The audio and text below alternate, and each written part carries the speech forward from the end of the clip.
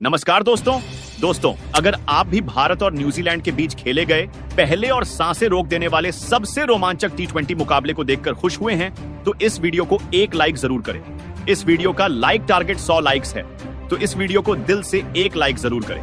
दोस्तों, भारत और न्यूजीलैंड के बीच 3 मैचों की रोमांचक T20 सीरीज खेली जा रही है और इस T20 सीरीज के पहले और सबसे रोमांचक T20 मुकाबले में क्रिकेट इतिहास की 2 सबसे बड़ी टीमें एक दूसरे से भिड़ी। इस बार सूर्य कुमार यादव की भारतीय टीम के सामने मिचेल सैंटनर की न्यूजीलैंड की टीम खड़ी थी। इस रोंगटे खड़े कर देने वाले महामुकाबले में न्यूजीलैंड के कप्तान मिचेल सैंटनर ने टॉस जीता और पहले बल्लेबाजी का फैसला किया और भारतीय टीम को पहले गेंदबाजी के लिए आमंत्रित किया था। जी हां दोस्तों, भारत और न्यूजीलैंड के बीच सबसे रोमांचक अंतिम गेंद तक खेला गया। सांस रोक देने वाला पहला T20 मुकाबला हुआ।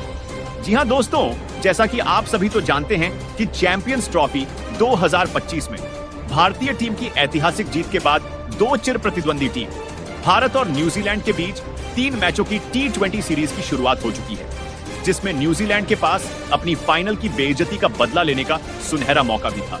इसका पहला मुकाबला आज मुंबई के वानखेड़े स्टेडियम तो दोस्तों पारी की शुरुआत करने विल यंग के साथ रचिन रविंद्र की खतरनाक ओपनिंग जोड़ी मैदान में उतरी थी, जहां भारतीय टीम की तरफ से पारी का पहला ओवर अर्शदीप सिंह लेकर आए थे और आज ऐसा लग रहा था दोनों ही बल्लेबाजों के बीच में एक बड़ी साझेदारी होगी। लेकिन दोस्तों, यहां पर यंग के रूप में पहला बड़ा झटका न्यूजीलैंड की टीम को अर्शदीप ने दिया।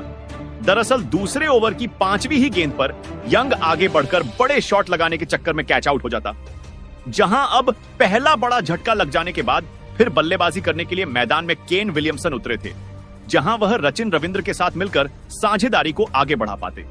उससे पहले ही रविंद्र को 7वें ओवर की 4थी गेंद पर रवि बिश्नोई ने बोल्ड कर दिया। रविंद्र भी वही गलती कर बैठे। आगे बढ़कर शॉट खेलने के चक्कर में रवि बिश्नोई ने अपनी गुगली गेंद में फंसा लिया और बोल्ड आउट कर दिया और यहां रचिन रविंद्र ने 20 रन का योगदान दिया। अब यह 2 बड़े झटके लग जाने के बाद न्यूजीलैंड की टीम पूरी तरह से लड़खड़ा चुकी थी।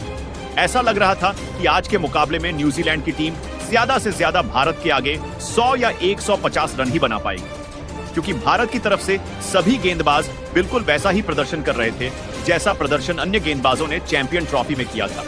अब यहां ग्लेन फिलिप्स और केन विलियमसन पर पूरा दबाव था अपनी टीम के लिए ज्यादा से ज्यादा रन बनाने का। लेकिन दोस्तों, भारतीय गेंदबाजों को कहां पता था कि यह दोनों बल्लेबाज मिलकर आज अपनी टीम की किस्मत चमकाने वाले हैं। जी हां दोस्तों, भारत शुरू में 2 विकेट लेकर काफी उत्साहित नजर आ रही थी और पूरा दबदबा बनाए रखा था। विलियमसन ने ताबड़तोड़ बल्लेबाजी करना स्टार्ट कर दिया था और दूसरी ओर ग्लेन फिलिप्स भी मिले। मौके पर बड़े शॉट खेल रहे थे, जहां दोनों बल्लेबाजों ने मात्र 35 गेंदों में ही 65 रन की साझेदारी कर डाली थी और यहां से दोनों ही बल्लेबाज हर ओवर में अच्छी बल्लेबाजी करते हैं और 6 से 8 रन बटोर रहे थे और ग्लेन फिलिप रवि बिश्नोई के अगले ओवर में लगातार 3 गेंद पर 3 चौके भी लगा देते हैं। अब इस दौरान विकेट चटकाना काफी अहम हो चुका था।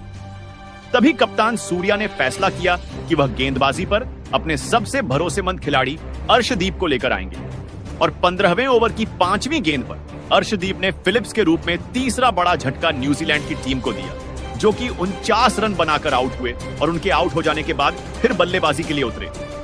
जिम्मी ओवर्टन विलियमसन के साथ मिलकर साझेदारी को आगे बढ़ाते हैं और अपनी टीम के स्कोर को 150 रन के पार ये दोनों बल्लेबाज लेकर पहुंचे। इस दौरान न्यूजीलैंड की टीम लगातार आगे बढ़ती चली जा रही थी और दूसरी तरफ विलियमसन का बल्ला रुकने का नाम नहीं ले रहा था। उन्होंने मात्र 32 गेंदों में ही भारत के खिलाफ 64 रन ठोक डाले थे। अब यहां से मैच पूरी तरह फंस चुका था। तभी अर्शदीप ने आकर 17वें ओवर में सबसे खतरनाक खिलाड़ी विलियमसन का विकेट गिराया, जो कि 74 रन बनाकर इस मुकाबले में आउट हुए और उनका विकेट गिर जाने के बाद भारतीय टीम को चैन की सांस आई। लेकिन जिमी ने 7 ही बल्लेबाजों के साथ मिलकर अपनी टीम को 200 के पार पहुंचाया। इस दौरान नीशम ने जहां 53 रन बनाए और न्यूजीलैंड की टीम 20 ओवर में 7 विकेट के नुकसान पर भारत के खिलाफ 15 रन बनाने में कामयाब रही और इस दौरान भारत के लिए सबसे ज्यादा 4 विकेट अर्शदीप सिंह के नाम रहे, तो वहीं एक विकेट हर्षित राणा और रवि बिश्नोई के नाम रहे। अब दोस्तों, बारी थी भारतीय बल्लेबाजों की इस मैदान पर कुछ चमत्कार कर दिखाने की, क्योंकि न्यूजीलैंड की टीम ने लड़खड़ाते हुए भी एक बड़ा लक्ष्य भारत के सामने रख दिया था। जी हां दोस्तों, भारतीय टीम को विस्फोटक शुरुआत दिलाने के लिए संजू सैमसन के साथ खतरनाक और विस्फोटक बल्लेबाज अभिषेक शर्मा की तूफानी जोड़ी मैदान में उतरी थी। ऐसा लगा था कि यह दोनों खिलाड़ी टीम इंडिया को ताबड़तोड़ शुरुआत दिलाएंगे, लेकिन अभिषेक शर्मा इस मुकाबले में एक बार फिर जल्दबाजी कर बैठे। वह गेंदबाज मैट हेनरी के बिछाए जाल में फंस गए और फील्डर को अपना आसान सा कैच थमा बैठे और आउट हो गए।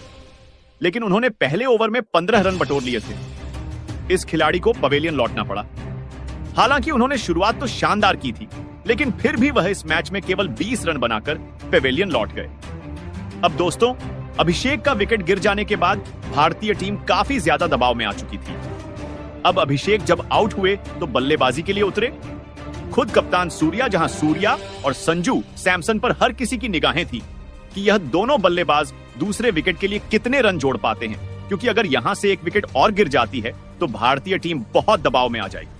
तभी इस दौरान सब कुछ सही चल रहा था कि मिचेल सैंटनर के ओवर में सूर्य कुमार यादव ने एक के बाद एक लगातार 3 गेंद पर 3 खतरनाक गगनचुंबी छक्का लगाकर भारतीय टीम को तूफानी रफ्तार से आगे बढ़ाना शुरू कर दिया था।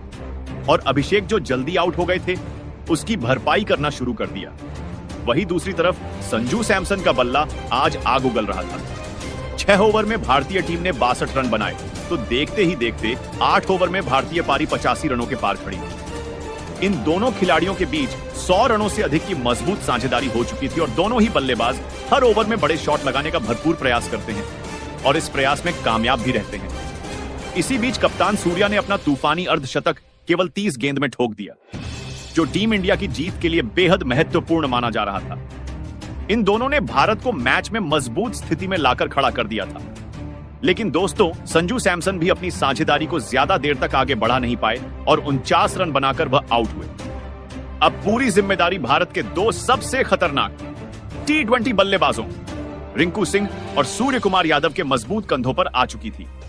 संजू के आउट होने के बाद रफ्तार थोड़ी कम हो गई थी, क्योंकि इनके अलावा कोई और बल्लेबाज भारतीय टीम को जिताने का दम रखता नहीं था।